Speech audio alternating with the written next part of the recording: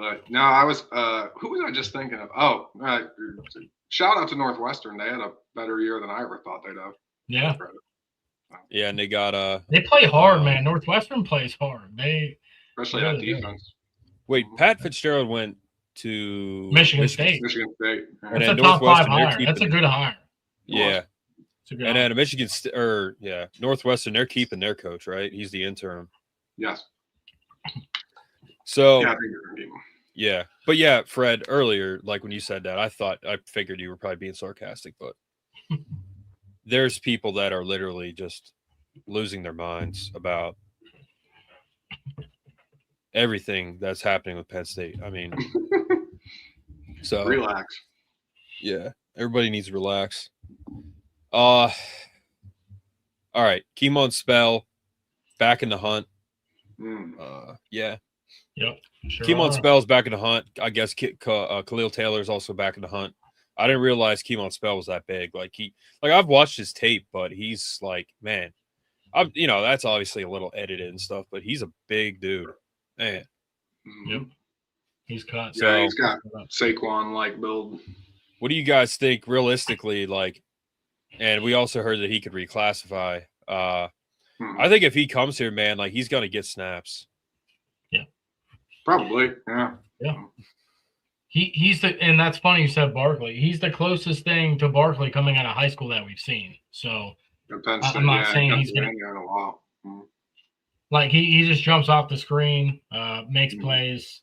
He's fast. He's elusive. Knows how to make guys miss. Breaks tackles. He does everything you want in a running back. I don't know if he catches the ball that much out of the backfield that I've seen. Right? I'm sure he does sometimes. Yeah. But I think he's more of just a running back there. But he can definitely add that to his game, obviously. Sure. But yeah, he was crystal ball by Brian Don. Is it Don or Don? However you say his name. Yeah, the head guy for 247. So he's not just putting that in willy-nilly for no reason. So if he's putting a crystal ball in, he talked to Kemon and he thinks he's gonna stick with Penn State. So we'll wait and see. It's obviously Georgia. I think Georgia is the biggest competition right now. Yes. I think Notre Dame would be 3rd or 4th, to be honest with you. So most places I actually have Ohio State more probable than Notre Dame, but yeah, it's possible. But yeah, I know on 3 is still projecting Georgia for him, I believe. So Brian Doan is 247 is projecting Penn State, and I think on 3 is still on Georgia right now. So by the way, I was telling Mark, if he does reclassify, I think we have a better chance at getting him. The longer this drags out, the worse of a chance Penn State has of actually landing Spell. So it looks like last year he averaged 6 touchdowns a game. Yeah, he's insane. Yeah, he was turning it up. What was it?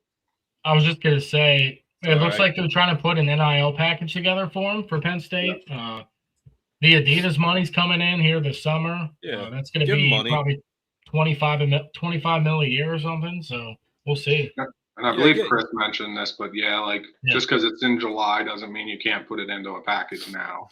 Exactly. It's going to pay out by the time it comes around. Absolutely. So. Yeah, give a guy like that some money, and if it doesn't work out, then he can leave. It's all right. But I just thought of something. Saquon should give Spell a call. Franklin is 100% calling Saquon nonstop. Be like, yo, Saquon, can you talk to this guy for me real quick? Be like, yeah, I coached this guy at Penn State. He's 100% doing that. And then Saquon's like, yeah, what's up, bro? Go to Penn State. Yeah. Saquon said he's like, I'm a Penn State guy. I'm not a – He did. He said he's Penn State first. Yeah, he's like, I'm not with that moron. Ironic, our semi-pro practice was at McKeesport High School yesterday. Nice. Saquon should get. Yeah, we were talking about that the other night. That's an absolutely diabolical league. It's a lot of fun. It's like real football, but there's no paramedics around. So if you get hurt, you better be able to walk.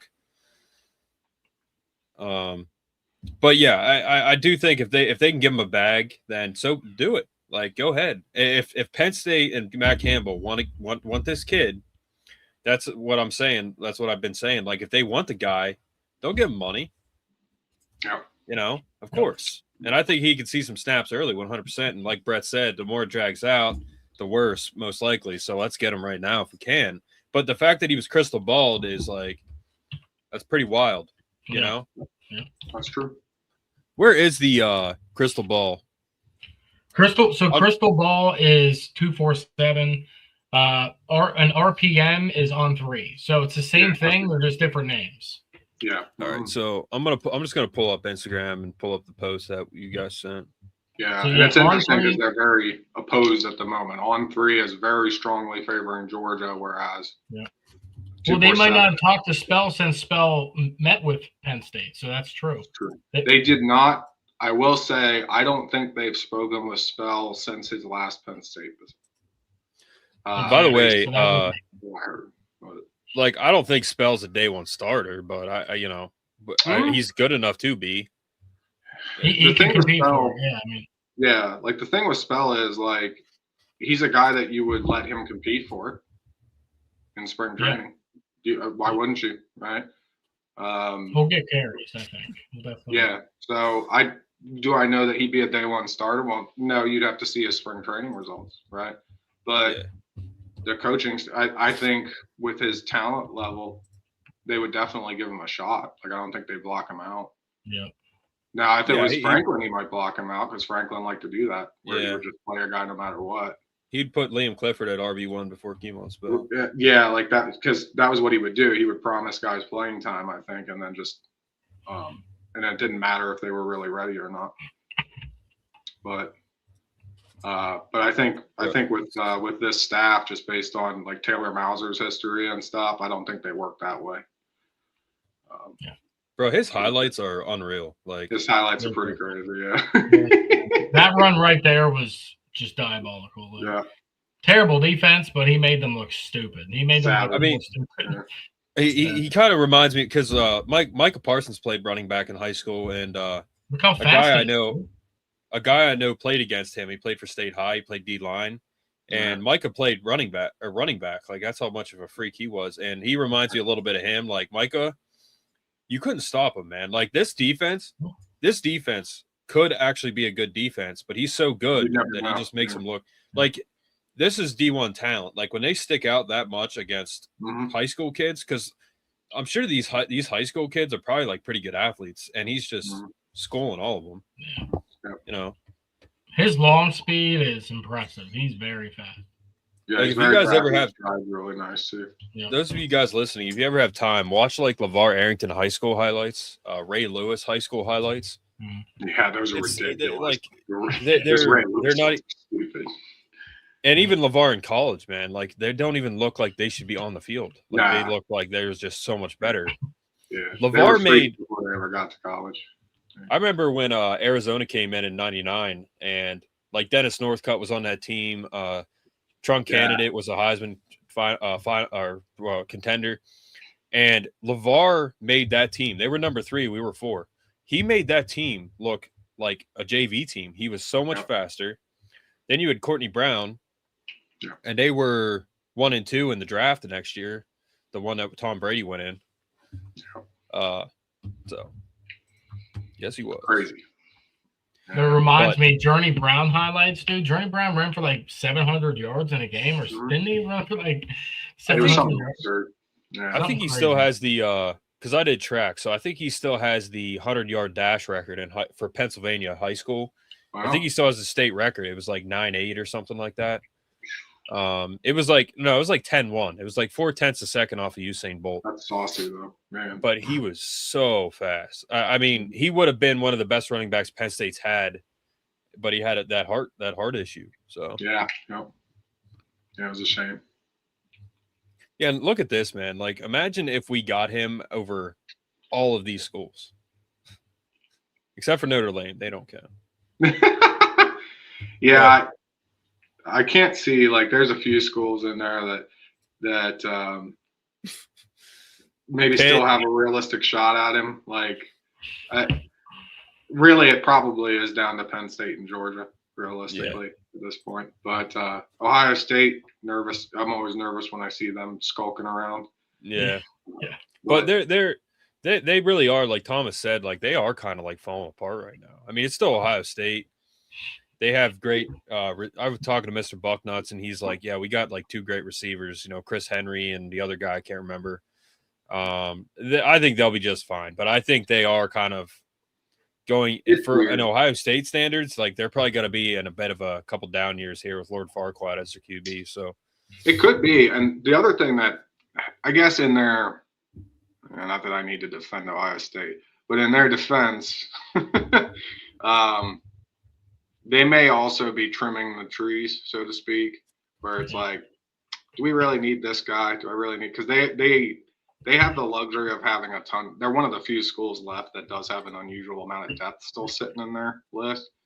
So they could be going through and saying, looking at performance, yeah, we shouldn't spend this money on this guy. Let him go, right? I don't know if you guys saw yesterday, a team actually kicked a player off. I forget who it was, but they actually told him don't come back. Which I think that's the first example I've heard of officially of a school releasing a player in the NIL era. I forget who it was. I have to look again, but I got a notification about it and I was like, oh wow, that finally happened. You knew it happened sooner or later, but if it hasn't already, but it was the first time I actually seen it reported as such. I don't know, man. That's such a broad question. I don't know. Who we playing? No like, clue. Yeah, like, yeah. Indiana did that, dude. Heard about practice yet, so we don't. Yeah, you can try to project, but yeah, until you get to spring training, you're really not. Yeah, we have no idea. We don't know who's playing, who's on our team. Really, we don't know who we're playing in the first round. We don't know what we look like. Like that is. Yeah. We don't know who's starting running back. Like we have no idea. Like it could be Hanson. It could be Quentin. Like we have no idea. Could be people. And we're not even going to have our roster is not really going to be set until the end of February, right? So even that, it's like, what if Kemon Spell comes in, completely changes your outlook on the running back situation, right? Yeah. So, it's one of those, like, I can tell you who I think's going to start, but I'm not going to be close to right, most likely. Yeah. I mean, that's like asking, like, do you think Notre Dame will play a Pop Warner team next year? It's like, we don't know. Probably, but we don't know. Decent chance. Yeah. Good odds on that one. Yeah. Y'all think LeVar's son deserves number 11? No, but yeah, kind of. But no, he shouldn't be just giving it. That's for sure. Yeah, because that's an earned thing, right? That's always how that's been. But I don't know. Franklin was the head coach, so who knows, man. But no, he doesn't deserve it at all. Not just because it's his name, but I get it. Like it's a legacy thing. So in that sense, he does. But he, as far as I know, did nothing to earn it. He got it day one. So if that's LeVar pulling some strings, then it is what it is. LeVar is LeVar. He's the man. So if anyone can do that, it's him. That's like if Kajana Carter's kid came here. I don't know if he has kids, but if his son came to Penn State and he said he's wearing 32, like, all right, yep, that's fine. Go ahead. Yeah. I think that's fine. Yeah. I mean, like if they did put him in 11, I wouldn't be like, oh, how dare you? Like whatever, Yeah. And also I'm kind of hoping that we'll see him get some snaps and see what he can be. Yeah. I think he's going to be good for us 100%. I hope so. Yeah. So I have high hopes for him. You guys have anything else? Said he was moving to edge, but I mean, if he's moving to edge, he needs to gain at least 20 pounds. So I wonder what number 230 right now. 220 or 230. That's about it. Yeah, he's thin. Yeah, he would have to bulk up big. He's cut up, but like he needs more meat. Yeah. What number do you think Spell would be hypothetically if he came here? What number? Can't be 26 because that's Cam. I wonder what number he would be. He'd probably be a low number. He's a low number. I would almost like to see him be number 5, like LJ, or something like that. Reggie Bush. Yeah. Reggie Bush, Claire Johnson. Because Corey Smith left, so 24 is free, 26 is taken, 25 is taken. I think Hanson will be like number 2. Maybe. Well, this is Aaron. I was telling Mark. Remember Franklin had a system like these are the numbers for each position. Yeah. That's not how Campbell does it at all. Campbell's I don't think Campbell cares about that. No, Chase Sowell was number 0. He's probably going to be number 0, which is cool. I mean, that's different for an offensive player. So, So, Thomas, you just said, can any of the running backs we have play receiver? You're a fan of like 7 teams. So, who's we? Is it Penn State or who is it? Well, the only guy, Quentin Martin. Yeah, Quentin Martin was a receiver in high school. He can play receiver. Martin used to. Yeah, that's true. Yeah, I mean, Martin's capable of, but Martin, given how he runs at running back, I probably don't want to move him. Martin's going to be a receiving back out of those 3. I haven't seen much tape on Peoples catching the ball. So Peoples actually has good hands. Does he? Okay. He's pretty solid out of the backfield catching the ball. Yeah. But Quentin being 6'1", like he's got the length, he's got hands. So yeah. Heck, Hanson's 6'2". Like we got some big running backs. He's a big dude. We do. I think Cam Wallace is fairly big too, isn't he? Cam Wallace is short though. He's the small one. Yeah. Yeah, he's 5'10". Cam Wallace is literally the size of Kemon Spell. They're the same size. Yeah. You're right. Kemon Spell's in high school, so Cam I had as a one-cut kind of guy. Yeah. He's a breakaway speed dude. Yeah. Cam and Peoples are a similar build, so you already got 2 Kemon Spell builds on the roster, but not as talented as not as physical as he is. Yeah. Peoples is more physical than Cam is. And that's the thing about it. Yeah, Peoples can be a balanced attack kind of guy. And he's a 3-down back. Like the nice thing about Peoples is you can really put him in on any play because he can both play physical and he can do some elusive work. His east to west is pretty solid. Yeah. If it's 3rd and short and you need the yards, though, I'm going with Hanson or Quentin because I think they'll get him. I could see that. Yeah, that's fair. Yeah. And Hanson, bigger guys that can push through there. Pretty good in short yardage. Yeah.